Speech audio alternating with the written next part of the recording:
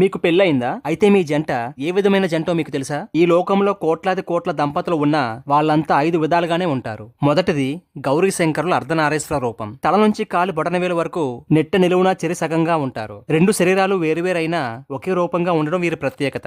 ఆలోచనలకు తల, కార్యనిర్వహణకి కాలు సంకేతం. కాబట్టి భార్యను గొప్పగా చూసుకునే భర్త, బోలాబోలిగా ఉన్న భర్త ఆపదలో ఉంటే రక్షించే భార్య, ఇలా ఏ జంట అయితే ఉంటారో వాళ్ళని గౌరీ శంకరుల జంట అని అంటారు. రెండవది లక్ష్మీనారాయణులు. విష్ణుమూర్తికి లక్ష్మీదేవి వక్షస్థలం మీద ఉంటుంది. వక్షస్థలంలోని హృదయం ఆలోచనలకు కూడలి. అక్కడే లక్ష్మి ఉంటుంది. ఏ భార్యాభర్తల హృదయం ఒకటై ఆలోచన కూడా ఇద్దరిది ఒకటై ఉంటుందో ఆ జంటను లక్ష్మీనారాయణుల జంటగా పోలుస్తారు. మూడవది బ్రహ్మ సరస్వతుల జంట. బ్రహ్మదేవుడి నాలుక మీద సరస్వతీదేవి ఉంటుందంటారు. నాలుక అనేది మాటకు సంకేతం. దాని అర్థం ఇద్దరి మాట ఒకటే అవుతుందని. ఇలా భార్యాభర్తలు ఏ మాట మాట్లాడినా భార్య మాటే భర్త మాట, భర్త మాటే భార్య మాట అయిన జంట, ఇలా ఏ జంట ఉంటుందో ఆ జంటను బ్రహ్మ సరస్వతుల జంటగా పోలుస్తారు. నాలుగవది ఛాయా సూర్యులు. సూర్యుడు చండ